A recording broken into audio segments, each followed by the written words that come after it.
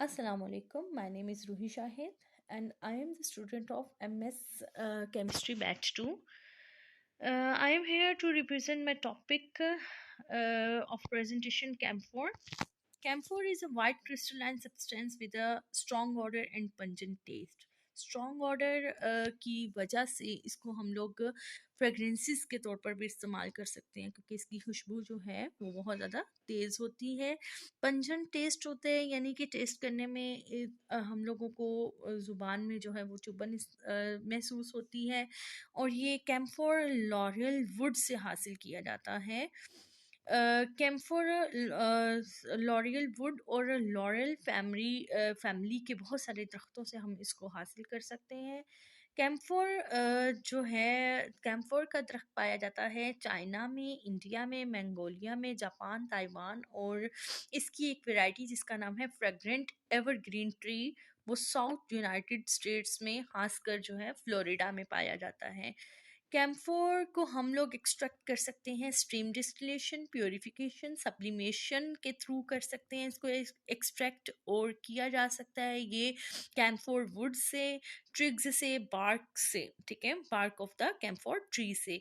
ट्रिग्स कहते हैं shoots, tiny shoots arise हो रही होती हैं जो है ना branches of the camphor tree से, उनको हम ट्रिक्स कहते हैं। और bark of the tree as you know the outermost layer of the tree को हम लोग कहते हैं बार्क। फार्मास्यूटिकल एप्लीकेशंस की इसकी अगर हम लोग बात करें तो जो है ये इसकी कुछ टिपिकल एप्लीकेशंस हैं जैसे कि एनाल्जेसिक्स के तौर पर इस्तेमाल होती है। एनाल्जेसिक्स जैसे कि आप लोगों को पता है पेन किलर्स को कहा जाता है। एंटीसेप्टिक्स यानी जो जरासीम कश अद्वियात के तौर पर, जरासीम कश मेडिसिन के तौर पर हम लोग इनको इस्तेमाल कर सकते हैं। एंटीस्पेस्मोडिक एंटीस्पोस्मोडिक्स कहते हैं क्रैम्प रिलीविंग मेडिसिन को। एंटी प्यूरेटिक कहते हैं itching reliever medicine. Anti inflammatory सोजिश जिस्म में कहीं हो जाए या ऑर्गन्स में कहीं सोजिश हो जाए तो एंटी इन्फ्लेमेटरी मेडिसिन को यूज़ किया जाता है। एंटी इन्फेक्टिव यानी कि इन्फेक्शंस के खिलाफ, इन्फेक्शंस के अगेंस्ट जो हम लोग मेडिसिन को इस्तेमाल करते हैं वो एंटी इन्फेक्टिव होती हैं। रूबीफिशन रूबीफिशेंट जो है ना ऐसी मेडिसिन्स होती हैं जिनको स्किन इरिटेशन के लिए इस्तेमाल किया जाता है। स्किन इरिटेशन जब ब्लड प्रेशर बहुत ज़्यादा हाई हो जाता है तो स्किन जो है वो स्वेल हो जाती है, उसमें इरिटेशन कॉज होती है, या फिर मस्कुलर स्केलेटल कंडीशंस में हम लोग इस दवाई को इस्तेमाल कर सकते हैं। कॉन्ट्रासेप्टिव जो है वो बर्थ कंट्रोल या फर्टिलिटी कंट्रोल के लिए इस्तेमाल की जाती है। माइल्ड एक्सपेक्टोरेंट जो होते हैं वो इस्तेमाल किए जाते हैं बलगमी खांसी के इलाज के लिए, ठीक है। और नेज़ल डीकंजेस्टेंट्स हम लोग इस्तेमाल करते हैं short term relief of nose blockage, यानी कि म्यूकस जब बहुत ज़्यादा इकट्ठी हो जाती है नोज़ में या हमारी नोज़ जो स्टफ़ी हो जाती है तो उसकी ब्लॉकेज को ख़त्म करने के लिए हम लोग इसको इस्तेमाल करते हैं। और कफ सुप्रेसेंट्स इस्तेमाल किए जाते हैं कफ रिफ्लेक्सेस को कंट्रोल करने के लिए, और कफ रिलीवर्स के तौर पर हम लोग इनको इस्तेमाल कर सकते हैं। ये स्ट्रक्चर है हमारे सामने जो इस वक्त फिगर नंबर 1 कैम्फोर का स्ट्रक्चर है। और अब आ जाते हैं इसकी केमिस्ट्री की तरफ। केमिस्ट्री ऑफ कैम्फोर में हमारे पास सबसे पहले मॉलिक्यूलर फार्मूला है C10H16 और H16 ऑक्सीजन 1 ऑक्सीजन, ये इसका केमिकल मॉलिक्यूलर फार्मूला है। ये एक साइक्लिक मोनोटर्पीन कीटोन है। कैम्फोर को हम लोग जो है ना साइक्लिक मोनोटर्पीन कीटोन कहते हैं या कहते नहीं है, ये एक है साइक्लिक मोनोटर्पीन कीटोन जिसके ऊपर अगर आप स्ट्रक्चर में देखें तो सेकंड पोजीशन के ऊपर carbon double bond with oxygen आपको नज़र आ रहा होगा। ये एक ऑक्सो सब्स्टिट्यूएंट के तौर पर जो है ना वो यहाँ पर लगा हुआ है। नेचुरली अकरिंग मोनोटर्पेनाइड है कैम्फोर जो है ना, और एक प्लांट मेटाबोलाइट है। प्लांट मेटाबोलाइट्स वो प्रोडक्ट्स होती हैं जिनसे हम लोग मेडिसिनल कंपाउंड्स को एक्सट्रैक्ट कर सकते हैं। इसके अलावा इसे बॉर्नेन मोनोटर्पेनाइड और साइक्लिक मोनोटर्पेन कीटोन भी कह सकते हैं। कैम्फोर जो है वो अ, बहुत सारी केमिकल वेराइटीज़ में पाया जाता है, और हर केमिकल वेराइटी में एसेंशियल ऑयल की कंपोजिशन जो होती है वो डिफरेंट होती है। इसके अलावा जो लीफ ऑफ सिनामम सिनेमोमम कैम्फोरा जो है ना, उसमें कैम्फोर पाया जाता है। कैम्फोर उसका मेन कंपोनेंट होता है, और इस कंपोनेंट के अलावा जो कंपोनेंट्स हैं वो है सिनियोल, लोल, eugenol, limonene, safrole, alpha pinene, beta myrcene, alpha humulene, पाइमीन, निरोडिलोल, बर्नियोल, कैम्फीन और बहुत सारे दूसरे कंपोनेंट्स जो है ना वो इसमें पाए जाते हैं। डेक्स्ट्रो कैम्फोर या 1 hour कैम्फोर यानी फर्स्ट रेसिमिक कैम्फोर हम लोग इसको कह सकते हैं, can be isolated from various natural sources. बहुत सारे नेचुरल सोर्सेज के से हम लोग इसको एक्सट्रैक्ट कर सकते हैं और इसको अप्लाई कर सकते हैं कॉस्मेटिक्स और नेचुरल मेडिसिन के तौर पर। और इसके अलावा रेसिमिक कैम्फोर जो है वो अल्फा पाइनिन से हासिल की जाती है, और कैम्फोर के साथ साथ जो है वो हम लोगों को टर्पिटिन एक साइड प्रोडक्ट के तौर पर प्रोड्यूस होगी, यानी हमें एक साइड प्रोडक्ट के तौर पर मिलेगी। आइसोमराइजेशन हम लोग करवाते हैं इसकी सिंथेसिस के लिए, कैम्फोर की सिंथेसिस के लिए अल्फा पाइनिन की, जिससे हमें कैम्फीन मिलती है, जिसको हासिल करने के बाद हम लोग इसमें ऐड करते हैं ऑर्गेनिक एसिड्स। ऑर्गेनिक एसिड्स में हम लोग कार्बोक्सिलिक एसिड्स को यूज़ कर सकते हैं। कैम्फीन में इसको ऐड करेंगे तो आइसोमराइजेशन होगी, और रेसिमिक आइसोवर्नाइल एस्टर्स जो हैं वो बनेंगे, और फाइनली हम इसकी हाइड्रोलिसिस और ऑक्सीडेशन करवा के रेसिमिक कैम्फोर तैयार करेंगे। लिवो कैम्फोर या आई कैम्फोर इसको कह सकते हैं। अगले अगर आप पॉइंट में देखें तो ये एक जो है ना एक कह लें इम्पॉर्टेंट कंपोनेंट है एसेंशियल ऑयल ऑयल का, जिसको हम जीनस मैट्रिकेरिया प्लांट्स से हासिल कर सकते हैं। ठीक है, के प्लांट्स से हासिल कर सकते हैं इस एसेंशियल इस सॉरी लिवो कैम्फोर को।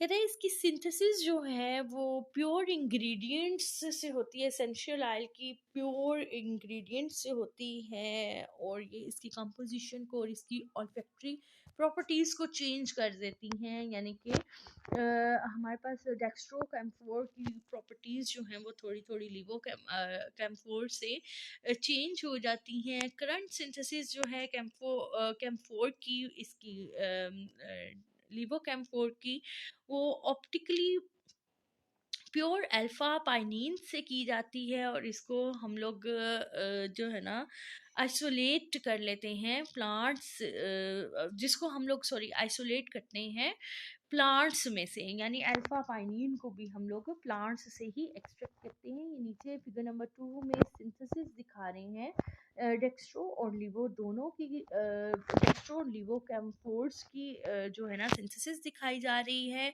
आगे हम लोग आ जाते हैं एप्लीकेशंस की तरफ। एप्लीकेशंस में ये है कि नेचुरल प्रोडक्ट है कैम्फोर एक, और बहुत सारी इसकी एप्लीकेशन है ट्रेडिशनल और मॉडर्न मेडिसिन्स में। ट्रेडिशनल मेडिसिन्स कहते हैं जो हम लोगों के पास होम्योपैथिक वगैरह की जो मेडिसिन्स, या ये आयुर्वेदिक जो मेडिसिन्स वगैरह होती हैं, और मॉडर्न मेडिसिन्स जो एलोपैथी और आजकल जो इलाज चल रहे हैं वो उनको कहते हैं। ट्रेडिशनली कैम्फोर जो है वो कोल्ड रेमेडी के तौर पर इस्तेमाल किया जाता है, कोल्ड रिलीफ के लिए। ठीक है, और चेस्ट कंजक्शन के से रिलीफ के लिए इस्तेमाल किया जाता है इसको।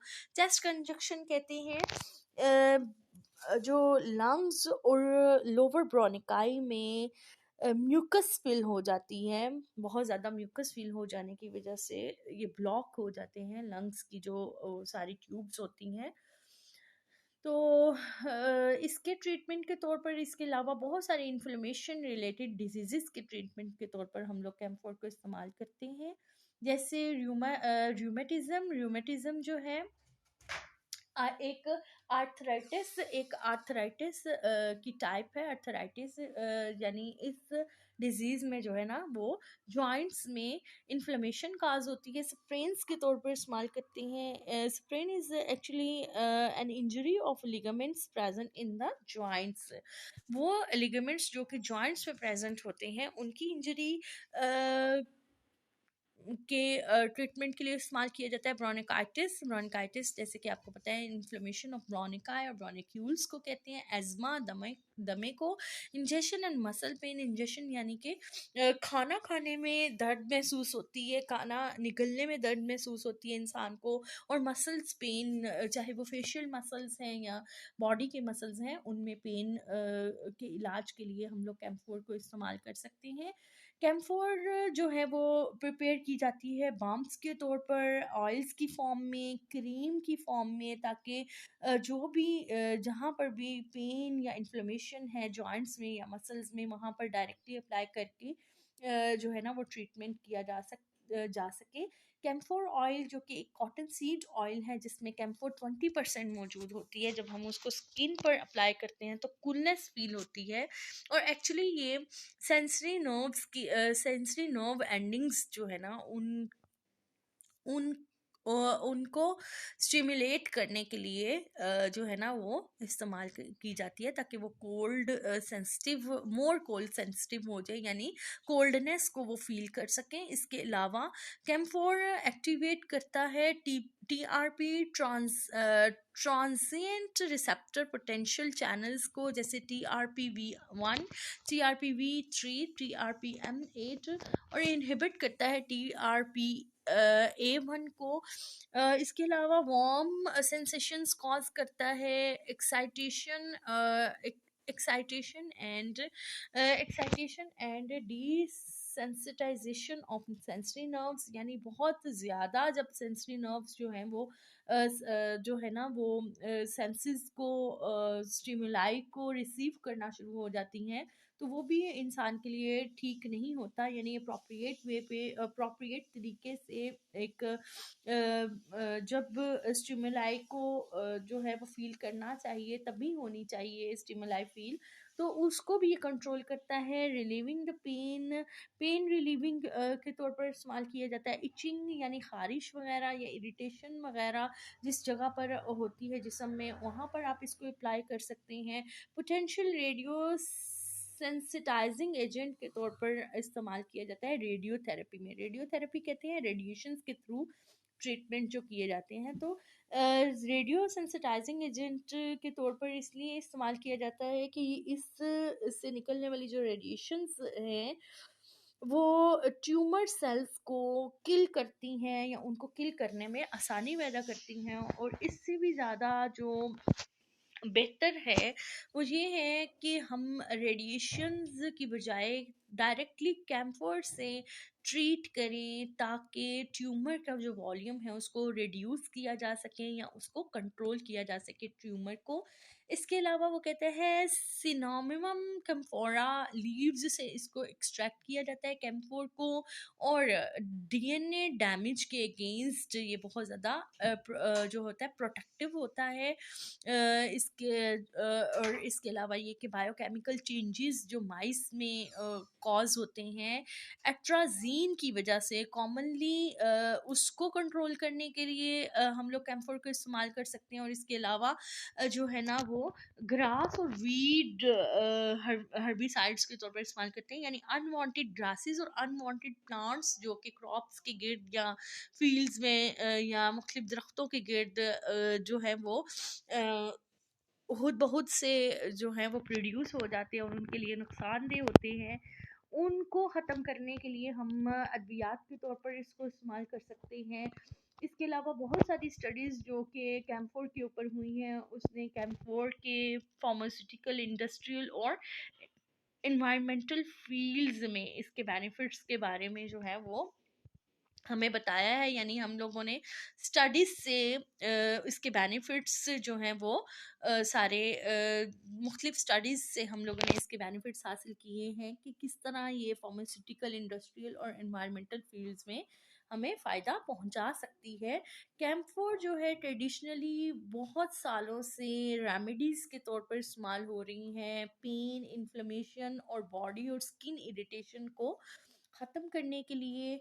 इसके अलावा रीसेंट स्टडीज़ जो हैं उसमें कैम्फोर के ऊपर बहुत ज़्यादा फोकस किया जा रहा है कि किस तरह हम इससे मुख्तलिफ बीमारियों का इलाज कर सकते हैं, खासकर लाइफ थ्रेटनिंग डिजीज़ जो कि बहुत ज़्यादा मोहलिक बीमारियां होती हैं, जानलेवा बीमारियां होती हैं। और इसके इलाज के साथ साथ हम लोग दूसरे इलाज जो हैं लाइफ थ्रेटनिंग डिजीज़ के वो भी जारी रखते हैं ताकि जो है वो ज़्यादा बेहतर नताइज हम लोग हासिल कर सकें। इसकी कुछ स्पीशीज़ जो हैं जैसे कि इसकी कुछ स्पीशीज़ लॉरिएसी फैमिली की जो है स्टडी की गई हैं, जिससे जो है ना वो हमें बहुत सारे एक्सट्रैक्ट्स जो हैं वो मिलते हैं। बहुत सारे एक्सट्रैक्ट्स एसेंशियल ऑयल्स के तौर पर या पाउडर के फॉर्म में, जिससे हम लोग जिनको हम लोग antioxidant, anti inflammation, anti tumour activities के तौर पर इस्तेमाल कर सकते हैं। आगे हम लोग बात करेंगे डोजेज और टॉक्सिसिटी के बारे में, कितनी डोज लेनी चाहिए और ये कितनी इसकी टॉक्सिसिटी क्या है, यानी ह्यूमंस इसको किस हद तक इस्तेमाल कर सकते हैं और ये किस हद तक उनको नुकसान पहुंचा सकती है। कहते हैं कि 3 से 11% जो है ना इसकी जो कंसंट्रेशन है, एफडीए ने अप्रूव किया है कि इसको हम लोग पेन रिलीवर और एनेस्थेटिक्स के तौर पर इस्तेमाल कर सकते हैं। इतनी परसेंटेज की कंसंट्रेशन में कम्फोर को इस्तेमाल यानी किया जा सकता है। कम्फोर जो है ना अदर टर्पेनाइड कंपाउंड्स जो है ना वो कैम्फोर और दूसरे जो टर्पेनाइड कंपाउंड्स हैं वो इन्वायरमेंट में कम्युलेट नहीं हो सकते। क्यों? क्योंकि ये जो है ये बायोडिग्रेडेबल हैं और बहुत सारे सॉइल बैक्टीरिया जैसे सूडोमोनास प्यूटिडा जो है वो इन कंपाउंड्स को इजीली डिग्रेड कर देते हैं, इसलिए ये इन्वायरमेंटल हैजर्ड्स भी कॉज नहीं करती। हर्बल मेडिसिन्स और एसेंशियल ऑयल्स जो है ना वो बहुत अरसे से इस्तेमाल हो रहे हैं फॉक के इराज में भी और मॉडर्न इराज में भी। तो कहते हैं कि कैम्फोर जो है ना ये बहुत सालों से एक अल्टरनेटिव के तौर पर इस्तेमाल हो रहा है बहुत सारी डिजीज़ में जो कि बहुत ज़्यादा इफ़ेक्टिव हैं, जो हैं बहुत ज़्यादा इफ़ेक्टिव है मुख्तलिफ किस्म की डिजीज़ में और उनके सिम्टम्स के क्योर में। और इसका मिस यूज़ जो है वो हार्मफुल हो सकता है और बहुत सारी सीरियस प्रॉब्लम्स भी कॉज कर सकता है अगर हम इसको बहुत ज़्यादा मिकदार में ले लें, इसकी बहुत ज़्यादा कंसंट्रेशन यूज़ कर लें। और इसके अलावा ये है कि नॉर्मली ये इंसानों को या बच्चों को जो है ना, यानी ह्यूमंस को, एडल्ट ह्यूमंस को या बच्चों को इस तरह से इफ़ेक्टेड नहीं करता। इवन एक्सीडेंटली भी अगर हम लोगों को इसकी कुछ इंजेक्शन हो जाए हमारी बॉडी में, ये चली जाए या जो है ना तो ये इतना इतना ज़्यादा नुकसान नहीं करता। लेकिन हाँ, अगर ये एक जो है ना हद से ज़्यादा हमारी बॉडी में चली जाए या रेकमेंडेड अमाउंट से एक्सीड कर जाए इसकी अमाउंट, जो कि एक्सीडेंटली हम लोग इसको इनगल्फ कर लें, तो ये फिर हमारे लिए बहुत ज़्यादा नुकसानदेह हो सकती है या इसका इस्तेमाल जो है वो हमारे लिए नुकसानदेह हो सकता है। अदरवाइज़ इतनी ज़्यादा नुकसानदेह ये नहीं है। इसके अलावा ये है कि कुछ रेफरेंसेस हैं यहाँ पर नीचे जो कि मैंने ऐड किए हैं। जिस पेपर से या जिन पेपर्स से मैंने ये पूरा मटेरियल इकट्ठा किया है उन पेपर्स के रेफरेंसेस हैं, ये एंड नोट्स हैं। और ये सारा मटेरियल जो है वो मैंने जर्नल्स से हासिल किया है। जर्नल से लेकर जो है ना वो असाइनमेंट बनाई है सारी। Okay, thank you, class. Allah Hafiz.